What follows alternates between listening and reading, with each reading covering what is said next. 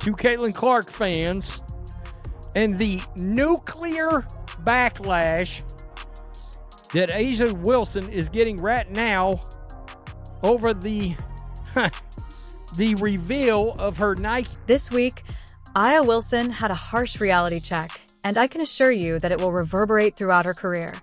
Wilson had been persistently targeting Caitlin Clark, the player she truly thought she controlled the entire league, for a full 2 years. However, the United States just gave the strongest possible slap in the face. Wilson was completely removed from the selection roster, not simply sidelined. To make matters worse, they officially and unequivocally gave Clark a starting spot in the senior national pool for both the highly anticipated 2020 World Cup and the massive 2026 World Cup. We've got the complete, unvarnished analysis of Wilson's epic meltdown and, perhaps more crucially, the one fatal flaw in her game that the WNBA establishment conveniently never told you about. After all of this, I would like to know if you believe Wilson should be removed from Team USA. Please share your frank opinions in the comments section below. If you're taken aback by that, if you're like, wait a minute, that doesn't compute. What about all of the A'ja Wilson Nike outrage last year that subjected not only Caitlin Clark, but her fans to all kinds of... To be honest, just take a moment to picture this. You are unquestionably among the best players in the WNBA, regarded as the real face of the league as a whole. The type of athlete whose name is closely associated with their sport. Imagine now that you have the most prestigious and sought-after opportunity. You were brutally deprived of the opportunity to represent your nation on the international front. That is precisely the terrible truth that A'ja Wilson is currently dealing with, my friends. The woman genuinely thought that her name was connected with women's basketball. I just had a pretty public lesson that was definitely very painful. No matter how glossy, your reputation is not at all a contract. The choice made by Team USA to specifically include Caitlin Clark in that elite selection pool in addition to excluding her was not the result of a haphazard statistical analysis. Oh, no. It was a harsh, cruel, and icy assessment. The outcome of the extremely intense high-stakes pressure cooker of international competition is directly correlated with the player's game. It's a flawless, almost dramatic illustration of the disastrous results of attempting to replace true underlying competence with mere display. Or even worse, when disruptive, self-serving anarchy takes the place of strong, unifying character. Pass by Chelsea Gray into A'ja Wilson. Here's where we reveal the WNBA's biggest secret. The one that many members of the established media and the old guard simply and possibly deliberately choose to overlook. We are discussing A'ja Wilson's game's catastrophic basic fault. Folks, she doesn't just run on raw talent. She uses what are known as special whistles to run. Consider it. Take a look at her tries at free throws. Really, take a look. She scores around 12 points every game on average on the surface. That could appear to be an indication of an unstoppable force. A player who is so powerful that nobody can stop her. However, a player who has completely mastered the complex art of selling contact to officials is revealed when you peel back the layers. Each drive to the hoop is more than just a strong move. Almost all defensive contests end with an exaggerated flail and a dramatic toss of the head. This very dramatic request for a foul call occurs regardless of how accidental it is. Let's be honest, WNBA officials have been shielding offensive players like Wilson for years. This has essentially allowed Wilson to develop into an unstoppable scoring juggernaut, driven not only by her skill but also by a consistent stream of favorable calling. Indeed, you could contend that it's a brilliant tactic for maximizing points while navigating the WNBA's unique rulebook. Here's the unpleasant truth, though. It becomes a completely debilitating, game-ending liability for the international state. A'ja, it looked like they really were intentional about going to Aaliyah in the second half. What was, I guess, difficult about containing her? I know you guys kind of touched on a few things, maybe with the foul calls, but what made it successful for them to keep going to her tonight? I don't know. You're going to have to ask Aaliyah that question. I honestly, you just do your work. You got to do your work early and make it different. But Aaliyah did say I have a special whistle. And she shot 13 today. She said that to you? Yeah. Yeah. She said the last game I had a special whistle. which is cool. So we just got to play their better defense, make her look a little difficult, and kind of go from there. And this is the crucial aspect that a lot of people overlook. Coaches and scouts for Team USA weren't idly admiring her polished WNBA highlight reels and daydreaming about her potential. No, they were carefully analyzing each and every one of her international exhibition games. And believe me when I say that they were frightened by what they saw. As you can see, FEA referees, who oversee the international game, have an entirely different mindset. They just don't give a damn about your league honors, WNBA MVP awards, or level of celebrity. The physical dynamic and flowing style of international basketball brutally and unequivocally exposes any player whose offensive game is built on the foundation of depending on the officials to create their scoring opportunities. It's a harsh reality, but it's a reality that can't be ignored when building an Olympic-caliber team. They officiate a game where a much higher level of physical play is not just permitted but expected. The kind of contact that would send A.A. Wilson to the free throw line 12 times in a typical Aces matchup. Talking about Asia Wilson, you know, the player on the team where people are abandoning like rats off a sinking ship. You know, Asia Wilson, who has won 2 championships in the WNBA. Asia Wilson, who was crowned MVP before the 2024 season started. Asia Wilson, you know, she's a really good basketball player. But back to culture.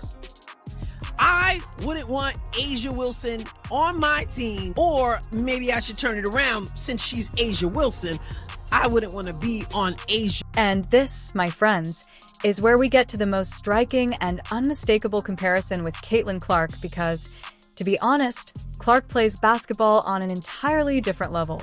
Imagine this, NO referee, no matter how prejudiced, can ever take anything from her as she pulls up from 30 feet out, launching and draining shots. She doesn't falter or tumble when defenders inevitably make contact. Instead, she completes the move without even noticing or searching for the whistle. Her famous step-back three-pointers and those unbelievably long shots are the pinnacle of an offense that is entirely self-sufficient, with an unmatched blend of exceptional shot selection, superior basketball IQ, and razor-sharp quickness. She routinely defeats opponents. Let me stress that this is a skill set that works flawlessly in any court in the world, regardless of the person blowing the whistle. Let's now examine the opposing viewpoint. When the officials permitted really physical defense, the kind that doesn't cater to an offensive player's every victory, A'ja Wilson's scoring efficiency drastically decreased during international competition, and Team USA scouts with their sharp professional eyes watched in shock.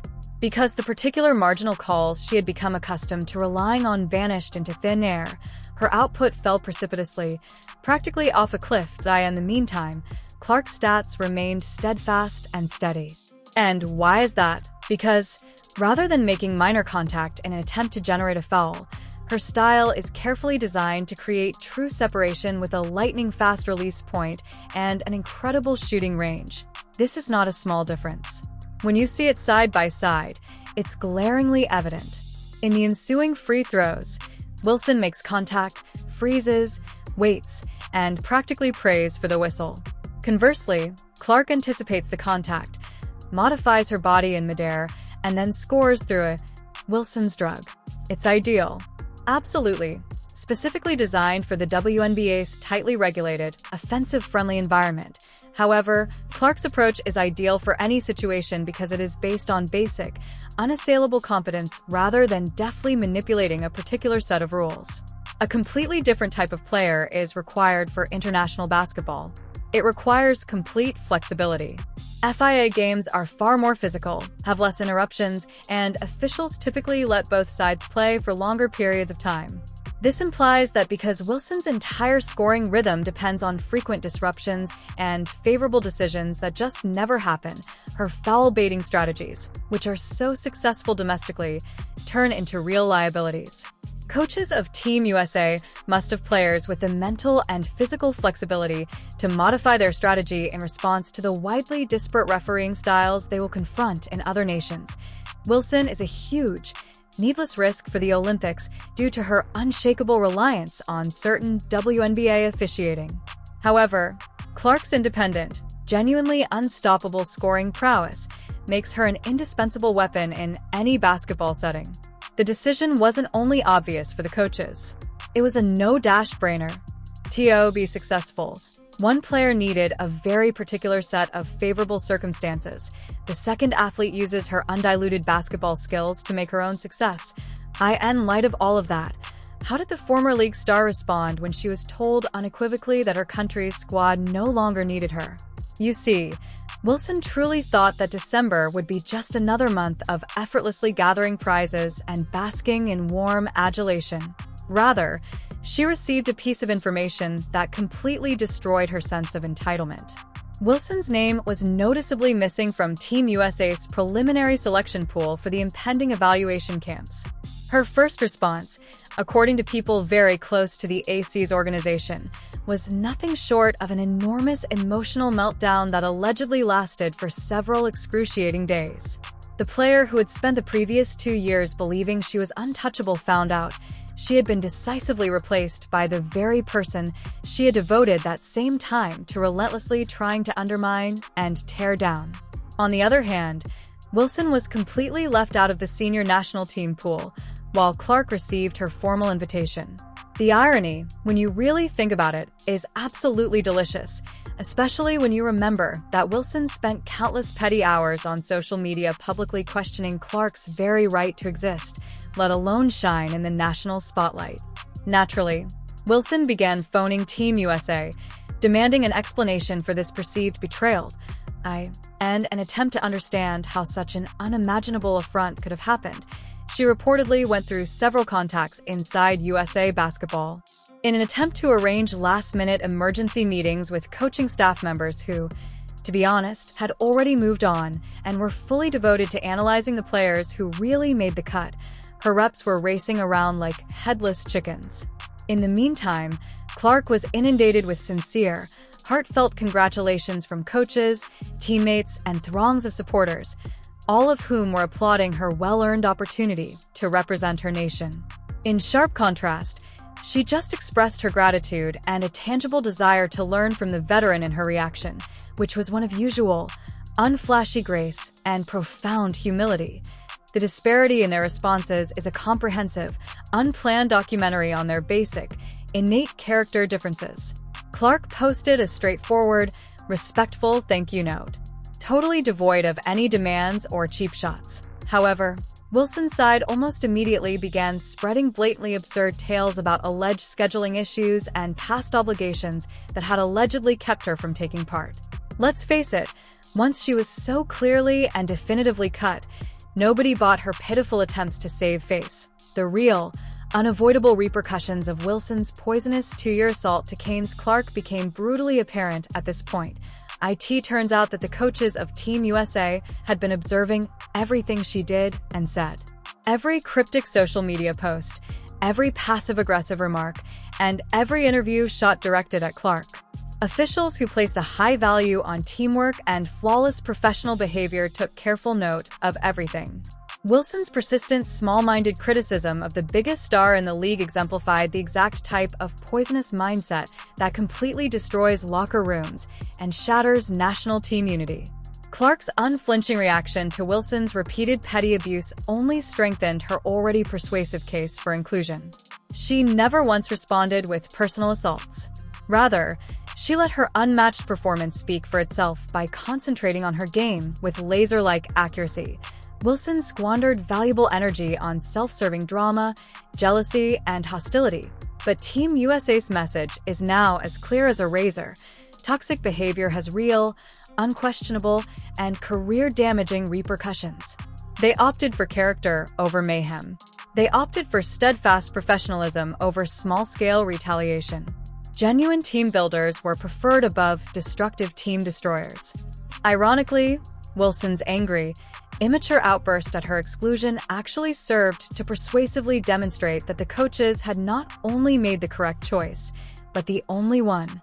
Under no circumstances can a player who can't even cope with the emotional shock of not making the roster manage the tremendous international strain of representing her nation on the global stage. She clearly lacks the mental toughness and resilience needed for elite international competition, as seen by her spectacular emotional collapse. On the other side, Clark's seat was earned by her unquestionable talent and steadfast moral character.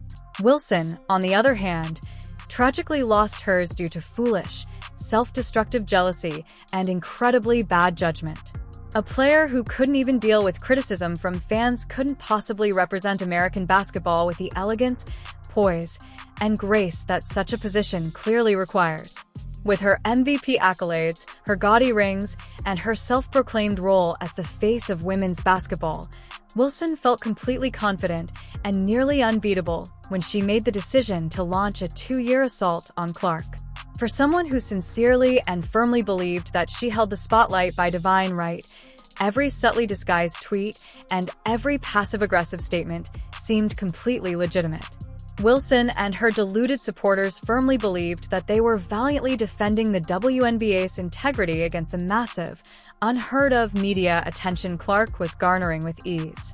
Wilson began endlessly sharing articles that emphasized veteran successes above Clark's frequent record-breaking exploits and began liking pieces that blatantly questioned Clark's very credibility in the league. However, USA Basketball officials were keeping a cold, professional, and completely impartial eye on every encounter and subtle insult. They accurately saw Wilson's constant suspicion and bitterness rather than sincere excitement in response to Clark's extraordinary accomplishment. For example, Wilson's social media posts after Clark won Time magazine's coveted Athlete of the Year award were filled with doubt and seething animosity rather than even a hint of pride or support for women's basketball. They made careful, intentional note of who was actively attempting to develop the sport, to broaden its reach, and who was aggressively, brutally seeking to bring down a competitor after finally obtaining such significant and well-deserved recognition. Wilson's interviews became more incisive, almost poisonous. She began using loaded terms like genuine influence and continued greatness in ways that were obviously and purposefully intended to downplay Clark's indisputable accomplishment as her fame skyrocketed. She questioned Clark's real impact on the game. Considering that Clark was selling out every venue she played in and attracting millions of previously unheard-of new fans to women's basketball worldwide, this is a genuinely amusing remark that verges on crazy. Wilson's social media posts, when you look back, provide a clear and heartbreaking account of her demise. In a direct and unquestionably petty reaction to Clark's trailblazing reportage, she provided facts regarding veteran scoring records, the idea that someone more marketable, unquestionably more talented, and universally more appealing was radically altering the discourse surrounding women's basketball was simply too much for her to take. She foolishly made Clark's enormous success about herself, tragically turning every single accomplishment into a personal assault on her own legacy. Before making their final, crucial roster selection, Team USA coaches watched this harmful behavior for 2 whole, excruciating years, rather than appreciating what it truly meant for the entire sport. They could clearly see which player would actually represent the nation with unfailing professionalism, class, and integrity, and which player would unavoidably produce only needless, self-serving drama. In essence, Wilson painstakingly composed her own letter of departure from the national program, complete with every envious, passive-aggressive, and blatantly unprofessional remark. She truly believed that she was safeguarding her legacy and reputation. In actuality, however, she was deliberately and methodically ruining her reputation with the national team leadership, removing every last link in her path. Without a doubt, the player could not represent her nation with the highest level of professionalism if she was unable to even acknowledge another woman's enormous achievement. In the end, Wilson produced the precise, poisonous narrative that finally led to her being fired from the team. Her unrelenting 2-year crusade against Clark flopped so terribly that it's practically a black comedy. In addition to causing irreversible harm to her own reputation, she inadvertently made Clark appear even more admirable and heroic in contrast, while Wilson continued to make irate, pointless phone calls to everyone in USA Basketball who dared to listen. Clark graciously accepted her coveted Team USA invitation. With the same quiet, unwavering work ethic that had already made her a collegiate legend, Clark began assiduously preparing for the evaluation camp right away. She was fully aware that this was a chance to do more than simply fill a roster. It was assuming the crucial position Wilson believed was rightfully hers. Team USA now has a fundamental strength that Wilson's towering self-serving ego could never have offered, thanks to the burgeoning electric chemistry between Clark and Aaliyah Boston, which brilliantly emerged from their heated college competition and mutual real admiration. To put it bluntly, Wilson's attitude would have insisted that everything revolve around her personal achievements, statistics, and awards. The coaches of Team USA now firmly believe that Clark is the ideal representative of American basketball on the international scene. She proved beyond a shadow of a doubt that she is capable of handling extreme pressure without causing drama, with her unshakable professionalism and her composed manner in the face of Wilson's persistent infantile insults. The upcoming evaluation camp will undoubtedly serve as Clark's official coronation as the new worldwide face of women's basketball. Even if Wilson sadly displayed the exact opposite attributes at every opportunity, every WNBA player receives a very strong and unambiguous message about what Team USA really valued from Wilson's dramatic and humiliating removal. Indeed, statistical accomplishments are quite important. However, when you are given the tremendous distinction of representing your country, character, flawless behavior, and true worldwide marketability suddenly hold equal, if not greater, weight. Players that actively promote women's basketball and improve the sport are rewarded. Players that consistently outperform their rivals fall far behind. Wilson paid the greatest price for her catastrophic decision to prioritize blind jealousy above true leadership. Unquestionably, Clark's appeal transcends American borders in ways that Wilson's more one-dimensional brand was never able to accomplish. During her illustrious collegiate career, Clark's distinctive deep-range shooting and contagious competitive spirit won many admirers from all around the world. She breaks down borders with her unmatched energy and selfless athleticism, which transcends all languages and cultures. Wilson's more narrow-minded, one-dimensional approach to her brand prioritized well-established basketball fans over the vitally important objective of aggressively expanding a sizable new worldwide audience. Clark's dynamic leadership will now be showcased on the greatest and most renowned basketball stages in the 2026 World Cup and the 2028 Olympics. The coaches of Team USA now firmly want to center their entire system around her exceptional basketball IQ and special, transforming skill set. Wilson's drama and her insatiable demand for attention would have just led to pointless, self-serving diversions throughout the rigorous training and the crucial competition. On the other hand, Clark's attention never shifts from the team's overall accomplishment to his own ego or fame, with Clark boldly leading a new generation that deeply values cooperation, harmony, and shared success over poisonous, destructive competition.